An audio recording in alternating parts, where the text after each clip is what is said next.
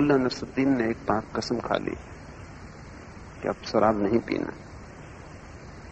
कुछ भी हो, शराब घर के सामने आया, बड़ी बेचैनी होने लगी। पर उसने कहा कि कुछ भी हो जाए, शराब में पीने वाला नहीं। कोई 20 कदम आगे तक गया, फिर उसने अपनी पीठ ठोंकी और कहा, शाबाश नसरुद्दीन, इतनी हिम्मत की कि शराब घर के आगे से निकल गया और भीतर न गया। अब इस खुशी में तुझे पिलवाते हैं। तब उसने जाकर दुगनी पी ली। और सभी कसमें खाने वालों के साथ यही हो रहा है। मंदिर में कसम खाते हो ब्रह्मचर्य की, उसी क्षण स्त्री इतनी सुंदर दिखाई पड़ने लगती जितनी कसम के पहले न थी। तुम्हारी कसमें भी स्वाद को जगाने का उपाय तो नहीं। स्त्री में रस खोरा होता है तो तुम ब्रह्मचर्य की कसम खा लेते, उससे रस वापस लौट आता। भोजन से ऊबने लगते हो तो उपवास कर लेते हो, उससे रस लौट आता है। सभी विपरीत चीजें रस को जन्माती। मनोवैज्ञानिक कहते हैं कि पति पत्नी को एक ही कमरे में नहीं रहना चाहिए, उससे रस क्षीण होता है। मनोवैज्ञानिक कहते हैं कि उन्हें 2 अलग कमरों में रहना चाहिए और 24 घंटे मिलना जुलना नहीं चाहिए, उससे रस क्षीण होता है। इसलिए पति पत्नी एक दूसरे से ऊब जाते, परेशान हो जाते। पत्नी को कभी कभी मायके चले जाना चाहिए, उससे रस वापस लौट आता। जिस चीज से तुम ऊबने लगो उससे विपरीत करने से स्वाद लौट आता है। तुम्हारा जीवन ऐसे ही है जैसे मिठाई खाने वाला नमकीन भी खाता है, नमकीन से मीठे का रस वापस लौटता है। विपरीत से जीभ साफ हो जाती। तुम भोजन करते हो और मैं देखता हूं इधर कि जो ज्यादा भोजन करने वाले लोग हैं अक्सर उपवास में उत्सुक हो जाते। जिन्होंने ज्यादा खा लिया अब उपवास के सिवाय कुछ बचता भी नहीं करने को। उपवास से उनके खाने की वृत्ति फिर वापस लौट आती। बहुत कामी चित्त के लोग ब्रह्मचर्य में उत्सुक हो जाते हैं क्योंकि काम शिथिल हो जाता है, घबरा जाते हैं। ब्रह्मचर्य फिर से रस दे देता है। जैसे घड़ी का पेंडुलम बाएं से दाएं तरफ जाता है, दाएं से बाएं तरफ आता है। जब वो दाएं जा रहा है तब तुम्हें पता नहीं वो बाएं आने की शक्ति जुटा रहा है। जितनी लंबी झूल लेगा दाएं तरफ उतनी ही लंबी झूल लेगा बाएं तरफ।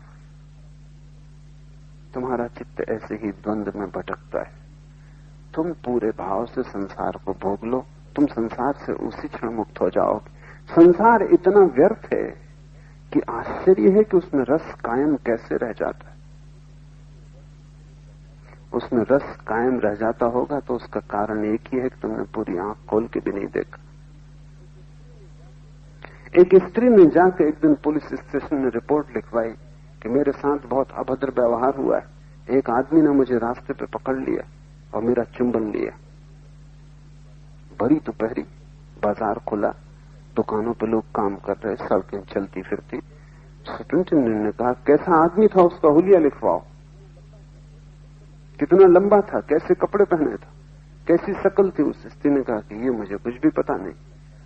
तो सुपरिंटेंडेंट ने कहा, हैरान किया तुमने, भरी दोपहरी, अंधेरा नहीं, कोई आदमी ने तुम्हें पकड़ा, चुंबन लिया और तुम ये भी ना देख पाई कि उसकी शक्ल कैसी है, कपड़े क्या पहने, ऊंचाई लंबाई क्या है। उस स्त्री ने कहा, बात यह है कि जब भी कोई मेरा चुंबन लेता तो मैं आंख बंद कर लेती। स्त्रियां अक्सर कर लेती। तुम संसार में तो हो लेकिन आंख बंद करके या आधी आंख खोल के। तुम संसार का हुलिया नहीं पहचान पाते, राग रंग नहीं समझ पाते। तुम हो तो संसार में लेकिन पूरे पूरे नहीं। और तुम सोचते हो कि ये तुम्हारी धार्मिकता है क्योंकि तुम पूरे पूरे नहीं। और जिस दिन तुम पूरे पूरे हो जाओगे उस दिन तुम हंसोगे कि कैसी मूर्खता है। संसार पाप नहीं है, अज्ञान है। इस बात को बहुत ठीक से समझ लो। मैं संसार को पाप नहीं कहता क्योंकि जिन जिन ने उसे पाप किया उन सब ने तुम्हारा रस बढ़ाया है। संसार पाप नहीं है, मूढ़ता है। इसलिए संसार को छोड़ना नहीं है, संसार को जानना है। संसार तुम्हारे त्याग से नहीं मिटेगा, त्याग से तो संसार का रस वापस लौट आएगा। जो खो गया रस वो फिर जीवित हो जाएगा। संसार त्याग से नहीं मिटेगा, संसार ज्ञान से मिटेगा। ये बहुत क्रांतिकारी फर्क है। संसार अगर पाप है तो उसे तोड़ने में तुम्हारा अहंकार बढ़ता है, और जिससे तुम्हारा अहंकार बढ़ता है तुम उससे कैसे छूटोगे। मैं तुमसे कहता हूं कि संसार मूढ़ता है, उससे अहंकार बढ़ाने का कोई भी कारण नहीं, उससे तुम सिर्फ मूढ़ सिद्ध होते हो। उससे सिर्फ इतना ही पता चलता है कि तुमने आंख खोल के देखा भी नहीं कि संसार की हुलिया क्या है, ढंग क्या है, ये संसार क्या है। तुम पुलिस थाने में भला रिपोर्ट लिखाने पहुंच गए हो, तुम भला किसी सदगुरु के पास पहुंच गए हो, कहते हो छुटकारा दिलाओ इस संसार से, लेकिन कोई तुम्हें छुटकारा नहीं दिला सकता तुम्हारी खुली आंखों के अतिरिक्त। भरपूर नजर से इसे देख लो, आंख बंद क्यों करते हो? पर आंख बंद करने के पीछे जाल है। सबने समझाया है कि बेकार है, तुम्हारी खोपड़ी में ये विचार बैठ गए कि संसार बेकार है, क्या भोगना। तो जब तुम भोगते हो आंख बंद कर लेते हो, इसलिए पूरा भोग नहीं पाते। पूर्ण भोग त्याग बन जाता है। तुम्हें जिस चीज में रस हो तुम किसी की मत सुनना, तुम उस रस को पूरा ही कर लेना। जिस दिन तुम पूरा करोगे उस दिन तुम पाओगे कि तुम कैसी व्यर्थता में लगे थे। संसार व्यर्थ हो जाए तत्क्षण अंतरयात्रा शुरू हो जाती। तब मिट्टी का दिया बेकार हुआ, तब रोशनी सब तरफ गिरती, दिए के नीचे का अंधेरा मिटता है। इसे समस्त ज्ञानियों ने आत्मज्ञान क्या कहा है, लेकिन आत्मज्ञान के पहले एक शर्त है और वो है संसार ज्ञान। संसार एक विद्यापीठ है, एक अनुभव का विस्तार है। उस अनुभव को तुम कच्चा कच्चा क्यों लेते हो? उसे पकने क्यों नहीं देते कि वो खुद गिर जाए? कच्चे फलों को तोड़ना पड़ता है, तोड़ने से फल को भी घाव लगता है, वृक्ष को भी घाव लगता है। पके फल चुपचाप गिर जाते, उन्हें तोड़ना भी नहीं पड़ता। आज ही सुबह में देख रहा था, बादाम के वृक्ष पर पत्ते पक गए। पका पत्ता ऐसा गिरता है, वृक्ष को भी पता नहीं चलता, पत्ते को भी पता नहीं चलता, चुपचाप गिर जाता है, कहीं कोई घाव नहीं छूटता। जिस दिन संसार का ज्ञान ठीक ठीक हो जाता है, पक गए। और पका हुआ त्याग ऐसा है जैसे पका हुआ पत्ता, पका हुआ वृक्ष, कहीं कोई खबर नहीं होती। तब तुम जाके शोरगुल न मचाओगे कि मैंने त्याग कर दिया, ये तो कच्चे टूट गए फलों का लक्षण। तब तुम जाके डुंडी न पीटोगे गांव में कि देखो मैंने त्याग कर दिया। तब तुम किसी से न कहोगे कि मेरी शोभा यात्रा निकालो कि मैंने त्याग कर दिया, देखो मैंने सब संसार छोड़ दिया। अगर सच में ही तुम्हें अनुभव हो गया कि संसार व्यर्थ है, तो क्या तुम कहोगे कि मैंने उसे छोड़ दिया? क्या तुम्हारे भीतर त्याग की अस्मिता निर्मित होगी? तुम रोज अपने घर के बाहर कचरा फेंकते हो, क्या तुम मोहल्ले में जाकर खबर करते हो कि कचरे का त्याग कर दिया? आज फिर किया, फिर से छोड़ा। अगर तुम ऐसा करोगे तो मोहल्ले के लोग तुम्हें विक्षिप्त समझेंगे। मोहल्ले के लोग समझेंगे कि कचरा भी छोड़ते हो, उसका अर्थ हुआ कि कचरे में बड़ी पकड़। जब भी तुम किसी त्यागी को पाओ जो त्याग में रस ले रहा हो, तो समझना कि अधूरा छूट गया, कच्चा टूट गया, और जो कच्चा टूटा है उसे वापस लौटना पड़ेगा। पके बिना छुटकारे का कोई मार्ग नहीं। नीत्शे का एक बहुत प्रसिद्ध वचन है, राइपननेस इज ऑल, पक जाना सब कुछ। मैं भी तुमसे यही कहता हूं कि पक जाना सब कुछ। समय मत खो, पको, परिपक्व हो जाओ। सुनी हुई बातों के कारण नहीं, अपने ही अनुभव से पाओ कि व्यर्थ क्या है, तब छोड़ना भी नहीं पड़ता। तुम्हें पता भी नहीं चलता कब छूटना शुरू हो गया। व्यर्थ छूटता चला जाता है। जैसे जैसे व्यर्थ छूटता है सार्थक उभरता है, निर्मित होता है। व्यर्थ के हटते ही रोशनी भीतर लौटनी शुरू होती। यही प्रयोजन है इस वचन का। मनुष्य की सबसे बड़ी कठिनाई मनुष्य का अपने प्रति ही अज्ञान। दिए के नीचे जैसे अंधेरा होता है, वैसे ही मनुष्य उस सत्ता के प्रति अंधकार में है जो कि उसकी आत्मा है। हम स्वयं को नहीं जानते, और तब यदि हमारा सारा जीवन ही गलत दिशाओं में चला जाए तो आश्चर्य करना व्यर्थ।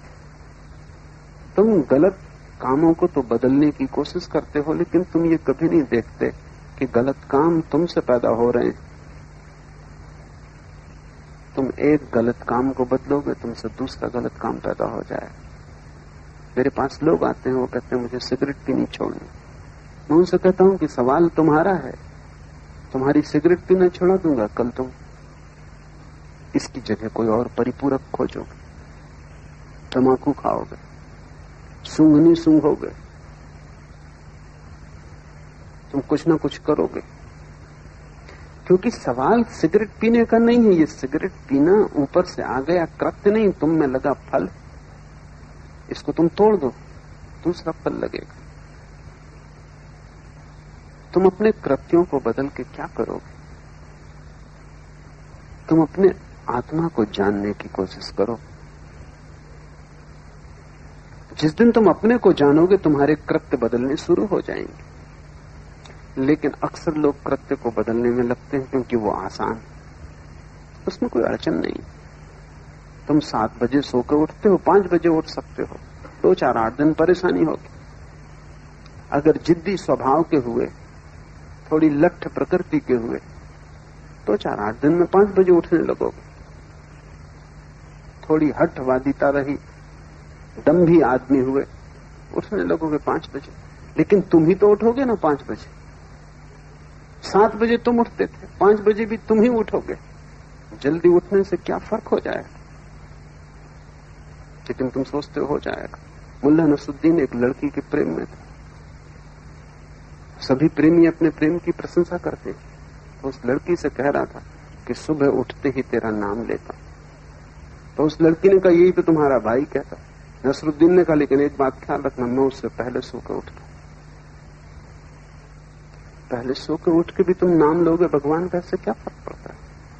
7 बजे लेते कि 5 बजे लोगे, तुम ही लोगे ना।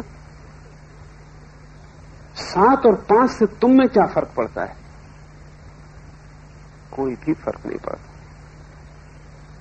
लेकिन ये आसान, कृत्य को बदलना आसान, क्योंकि कृत्य ऊपरी बात है, कपड़े बदलने जैसा है। ये पहना, दूसरा पहन लिया। स्वयं को बदलना असली सवाल है। लेकिन स्वयं को बदलने की पहली शर्त है कि दिए के तले का अंधेरा मिटे। वहां अंधेरा है जहां तुम हो, वहां तुम जाओगे तो सदा अंधेरा पाओगे।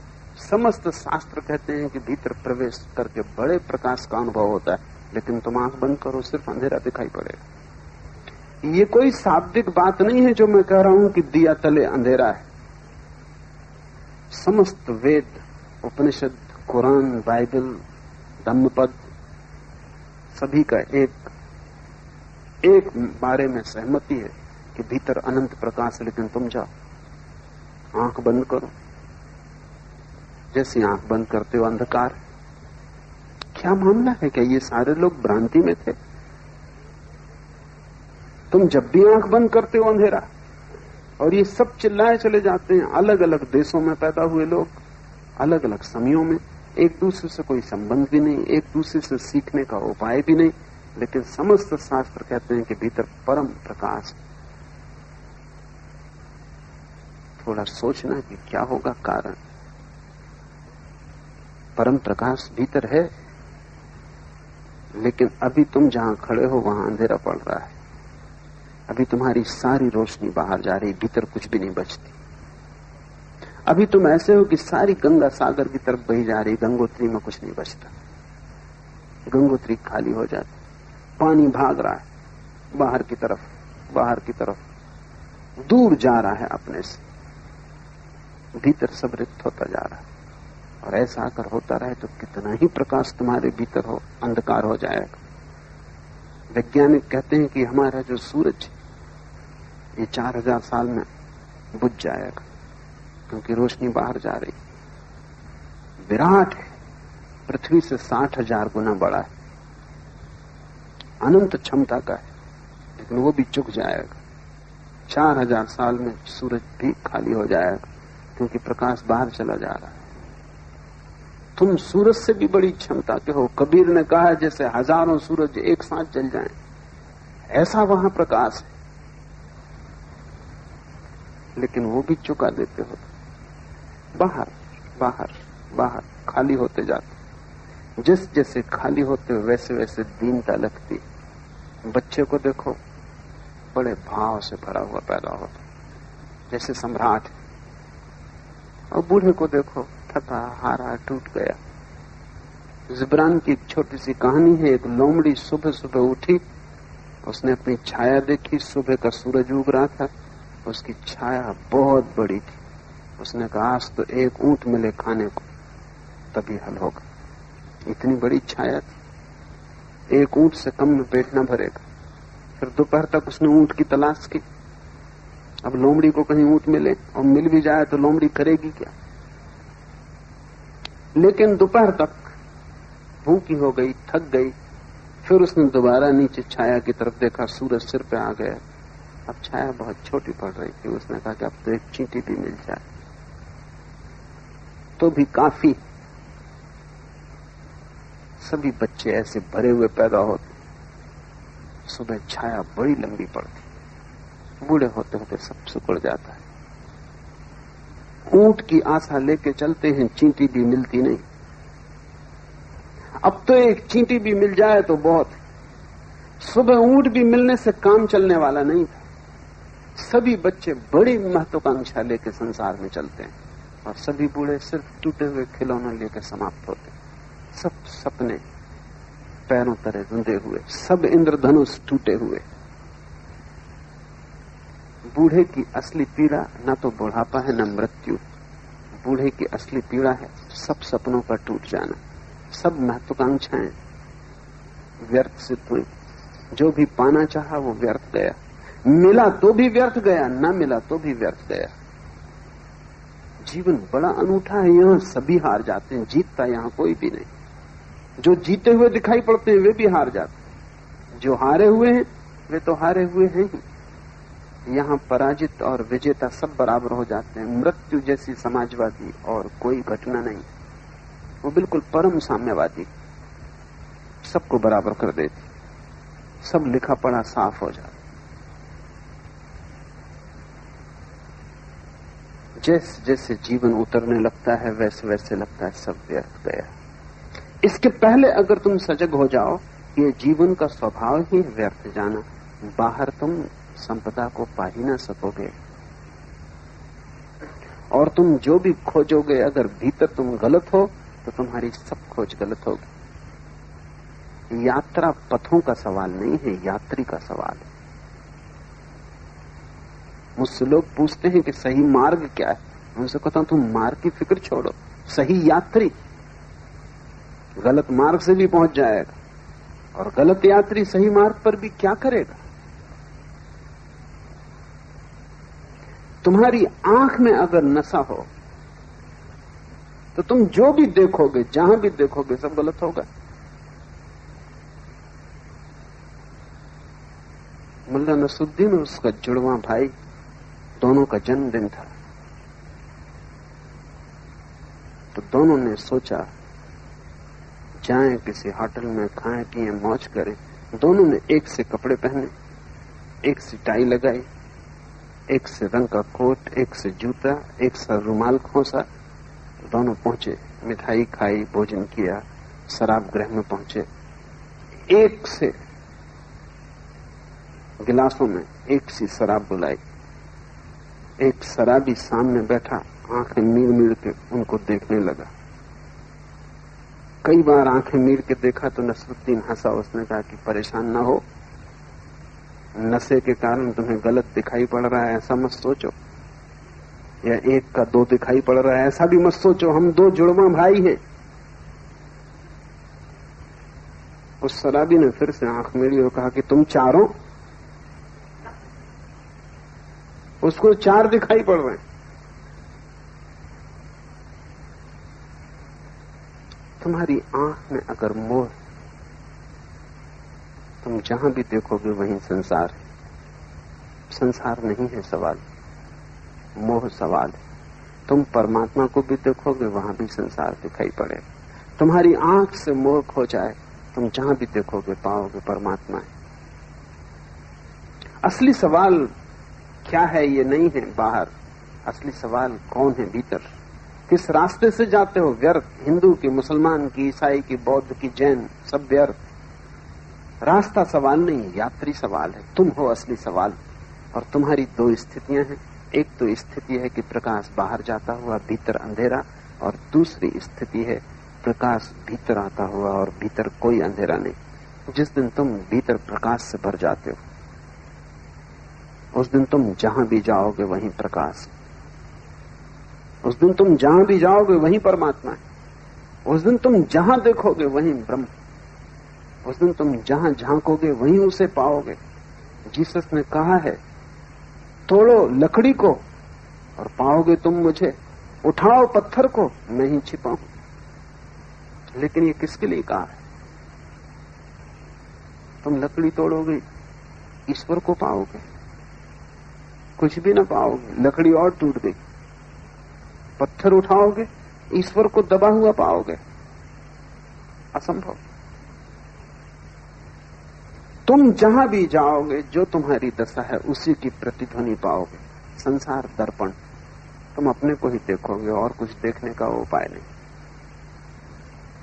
और दर्पण को तोड़ने में मत लग जाओ, उससे कोई फर्क न पड़ेगा। मैंने सुना है एक कुरूप स्त्री थी, वो जहां भी दर्पण देखती तोड़ देती। लोग उससे पूछते कि ऐसा तू क्यों करती? तो वो कहती क्योंकि दर्पण के कारण मैं कुरूप हो जाती। दर्पण किसी को कुरूप नहीं करते। दर्पण तो वही झलका देते हैं जो तुम हो।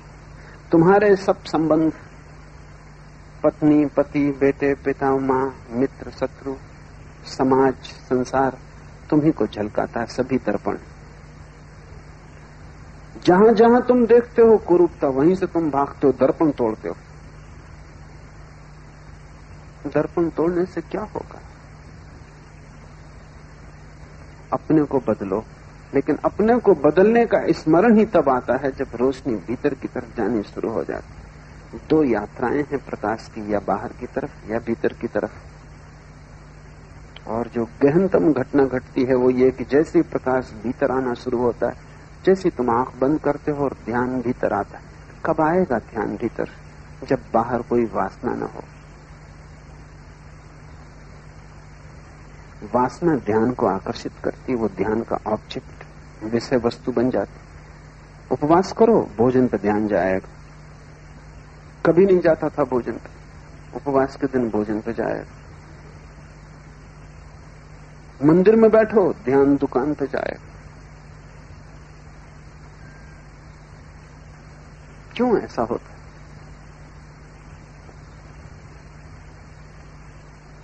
जिस चीज का भी मन में वासना है, चाह है, जब तुम उसे छोड़ते हो तो वो सारी प्रगाढ़ता से ध्यान को आकर्षित करती।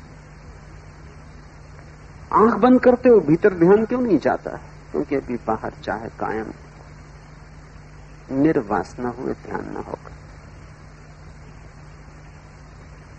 क्या करो? साधु संत समझाते हैं वासना छोड़ो। काश इतना आसान होता। ये ऐसे ही जैसे किसी को बुखार चढ़ा है, तुम बड़े ज्ञानी हो, उसको कहो बुखार छोड़ो, औषधि बताओ कुछ। ये तो वो भी चाहता है कि बुखार छोड़ दे, लेकिन छोड़े कैसे?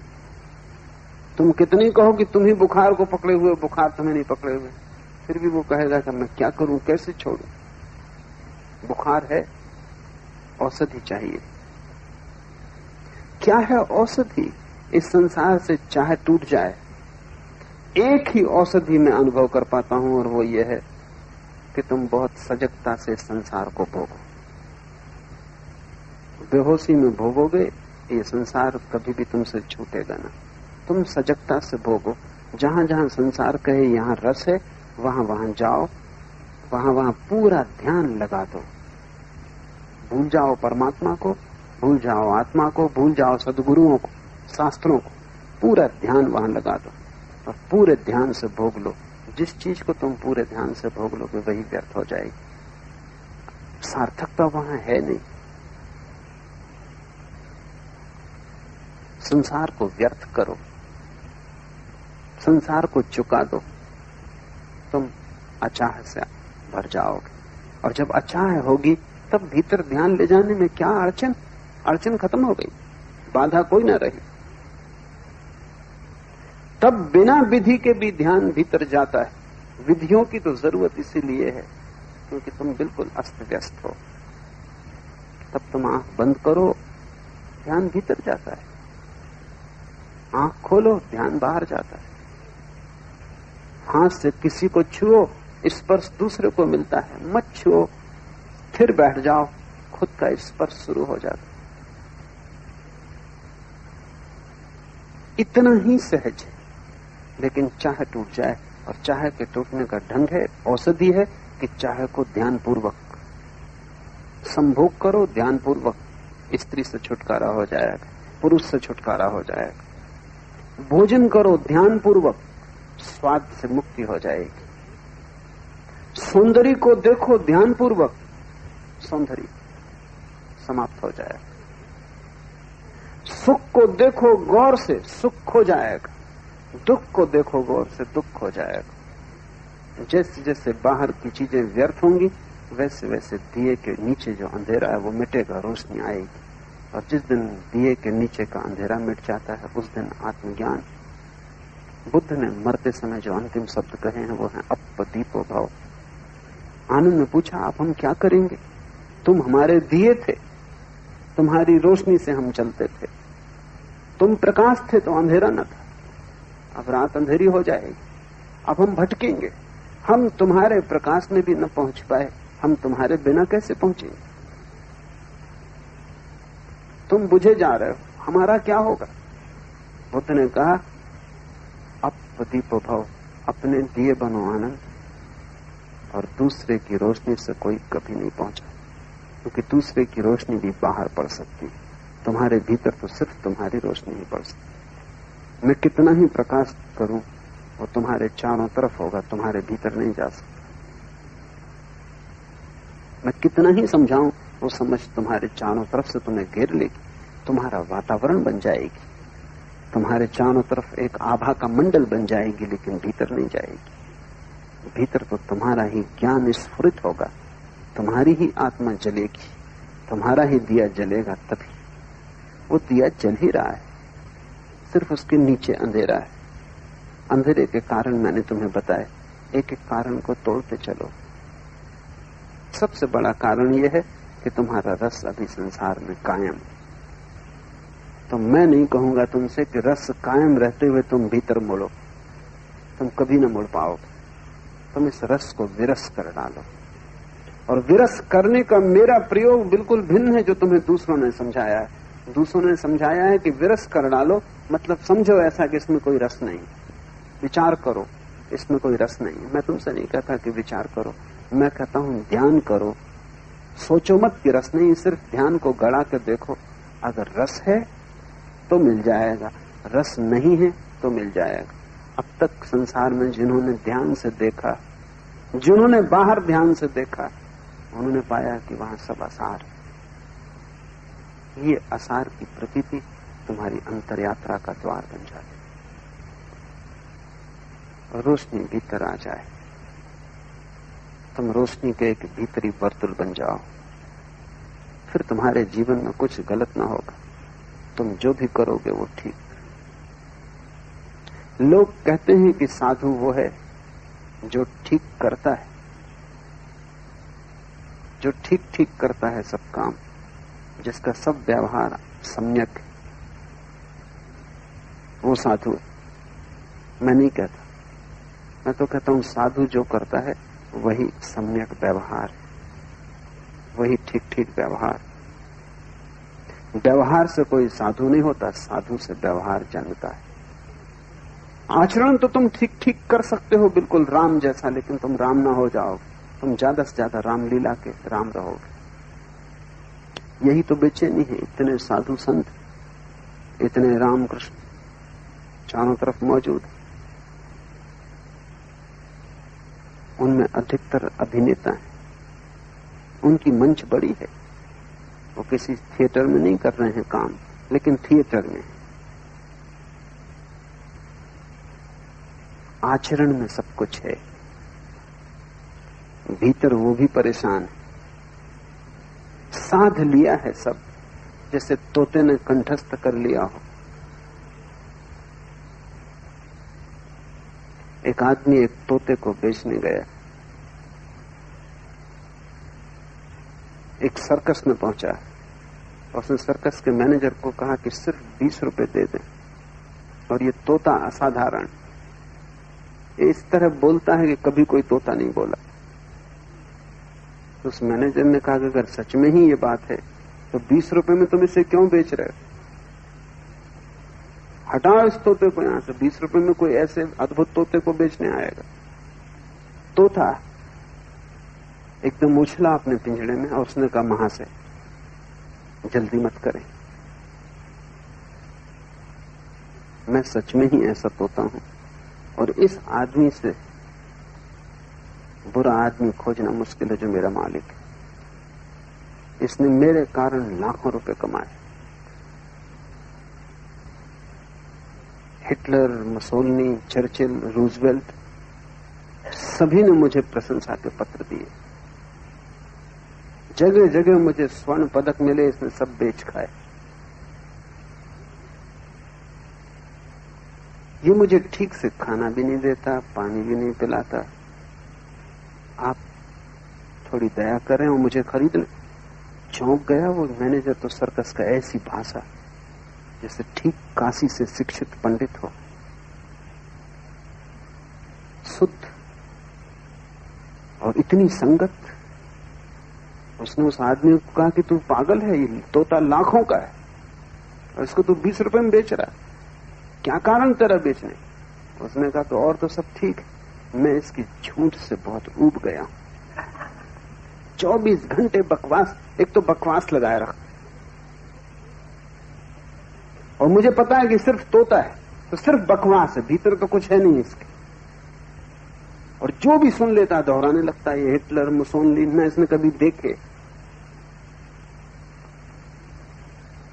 तो मैं इससे थक गया हूं, इससे मैं छुटकारा चाहता हूं। 20 रुपया तो सिर्फ बहाना, आप इसको मुफ्त भी रख लें।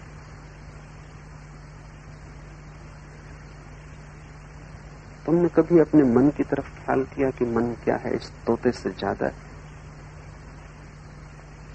इसने कुछ जाना नहीं, वेद पढ़ लिए हैं, उपनिषद रट लिए हैं, दोहरा सकता है कबीर को, कुंद कुंद को, किसी को भी, पर ये तोते से ज्यादा है। और ये तोता कितना ही कुशल हो गया हो बोलने में, 20 रुपए में भी कोई लेने को तैयार होगा।